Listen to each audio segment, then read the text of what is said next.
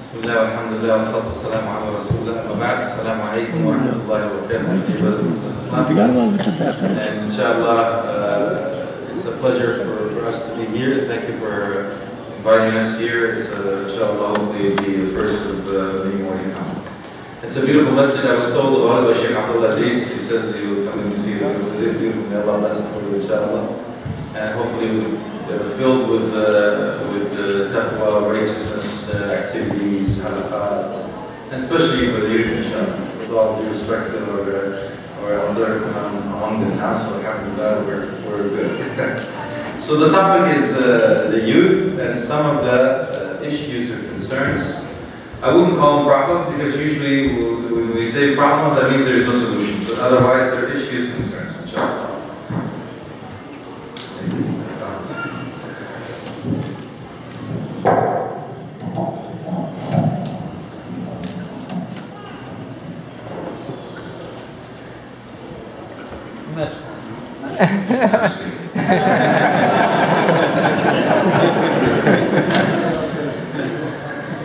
Okay, youth, believe it or not, we know that our scholars teach us that nations will rise and fall with their youth.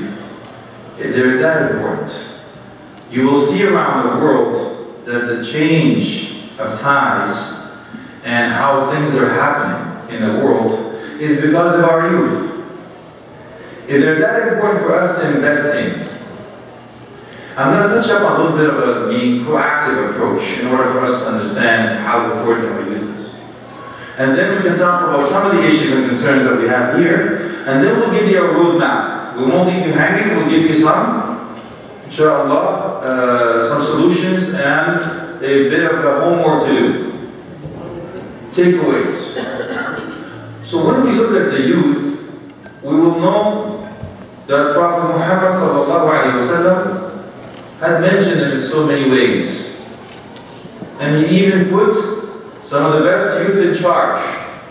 We know about Usama bin Zayd radiallahu anhu. One narration says he was 17, one narration says he was 18 in charge of an army. That army had Abu Bakr Siddiq and Umar Khattab radiallahu anhu. That's how serious the youth were. So just in case you're thinking, I'm too young, what am I going to do? I want to take that out of your mind right away. Because it's from here on in, my dear youth, you are going to say, Ha anada, here I am. And don't leave off somebody else. You need to be independent. I'll tell you what that means inshallah in a few minutes. So when you think, I'm still too young, what am I going to do? I'm one person. You always have to think that this ummah, 1.5 billion of Muslims, started with one man, Prophet Muhammad sallallahu alaihi wasallam. So never belittle yourself, and don't even think that what am I going to do? Don't do that. If it is to be, it's up to me. So a few mottos that you need to raise. If it is to be, it's up to me. I have to do something. I have to leave a legacy. So you think about a legacy, and you think what you're made of, and what you're created for, and where you're going to end up. After you die, after a long, healthy, righteous life, inshallah, what do you think people will remember you by? Or Brother Muhammad, Abdullah, the one that taught us how to do the tajweed, the one that helped here, the one who was active, he learned this, he went to do that. Or the person that nobody knew except the guy that looked like this and done that and been there and so on. So I'm going to ask you a few questions. They're rhetorical questions. You don't need to answer them, but be honest with yourself. In the end. But before there, I'm going to talk to the parents on your behalf, because you may not be able to say that to your parents. So let me be the bad guy. If you heard this phrase before, there's a red flag. With all due respect, if you heard this phrase before, there's a red flag that has to be raised. You're stupid. You're worthless. I wish I never had you. It's strong, I know. But some of us are actually even victims of what I just said. Maybe some of us were raised that way. We heard it from our own parents. So what happens? The psychiatrist will tell you who you think who you are, who you're told who you are. So every time when you're a kid, your father tells you this, and your mother tells you that you're stupid, you're worthless, you mean nothing, or by the way, shut up, how can you speak in front of us? You're never asked for an opinion, or what do you think, or do you have a choice? No, your path was already paved for you. You're going to be a doctor. Yes, sir. And by the way, since I'm Egyptian, most of us are engineers, whether we like it or not. So what happened? We live our dreams through our children, because I couldn't do it, so I'm going to force my child to do what I actually couldn't do. Amazing.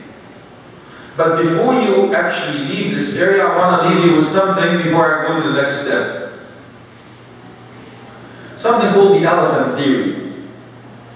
The elephant theory goes like this. When the elephant is newborn, very young, weak, they put a very strong shackle, steel ring around their leg, with a very strong chain and pegged in the earth very tight. In the ground, you can't move it. So every time they try to move, they can't. So in the back of their mind, subconsciously or psychologically, they have a psychological block that they can't move as soon as the person puts on that steel ring.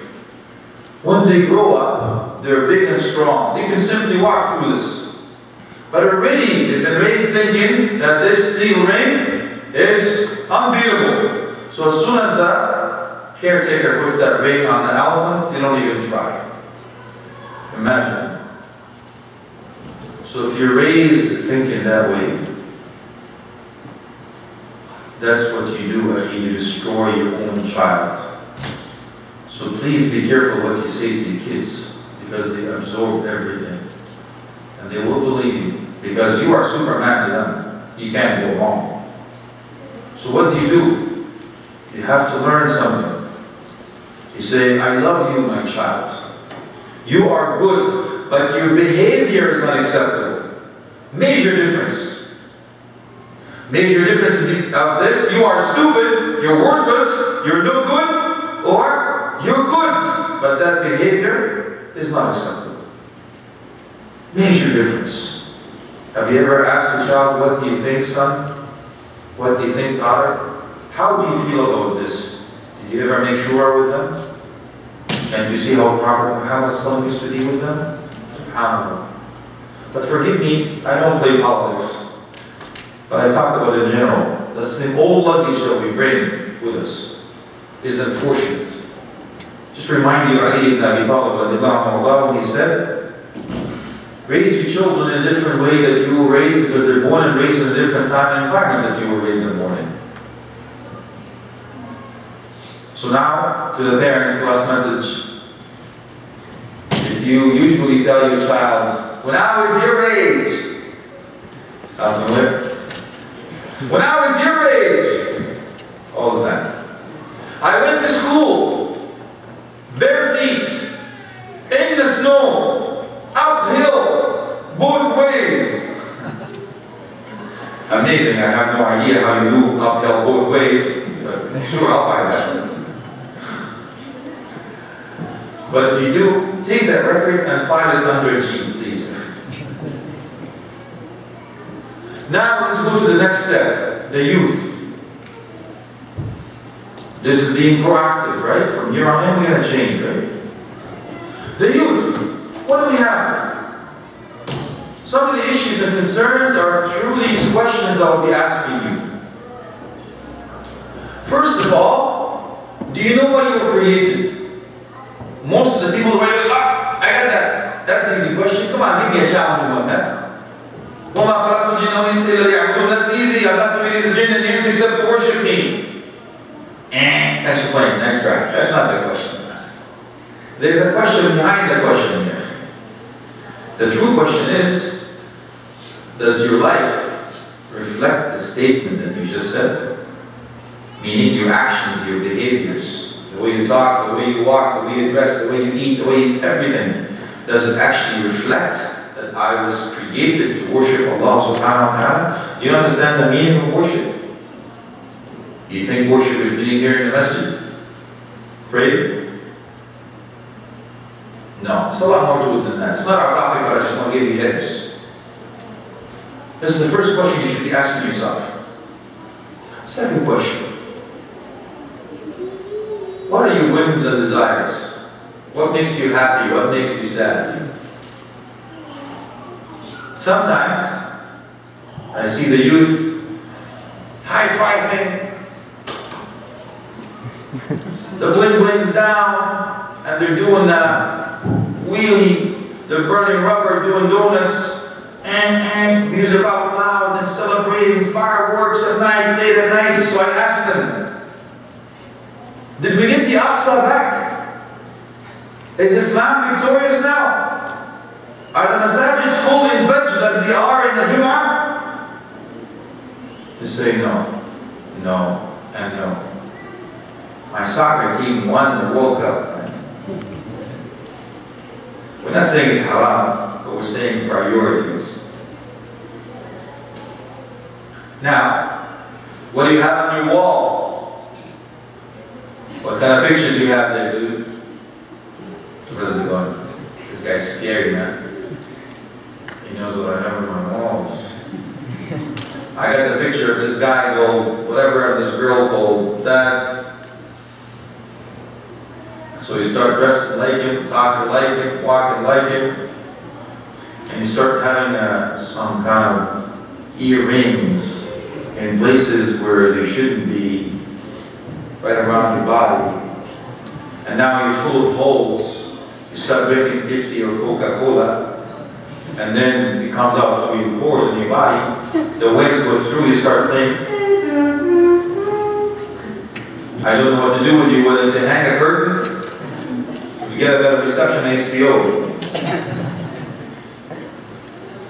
Right, what's your name? Mo, of course.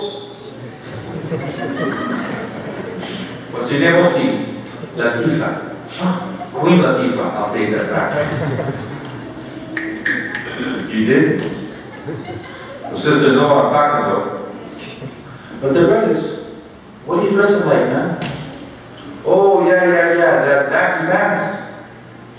It's at half mast. So you ask the brother, why is it so wide and so low, my man? Because it's wide because you can put another brother next to it, man.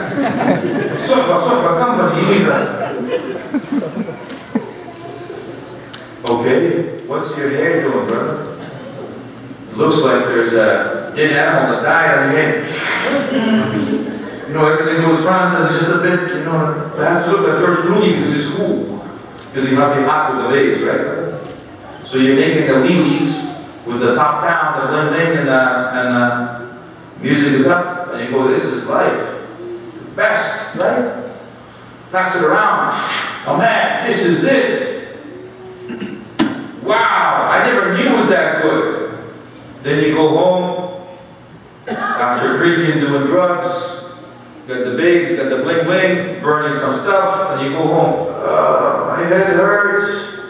Your best friend becomes your toilet bowl, and you start talking to it, place your forehead next to a side because it's cold, and you start talking, you understand me, my friend? You're my best friend. And all of a sudden, you wake up in the morning, you look at yourself in the mirror, and go, If I ask you, were you happy? If you were honest, you say no. Because Allah subhanahu wa ta'ala says in the Quran, وَمَنْ أَعْرَضَ عَنْ ذِكْرِي فَإِنَّ لَهُ مَعِيشَةً ضَنْكًا. If you stay away from my dhikr, my remembrance, my worship,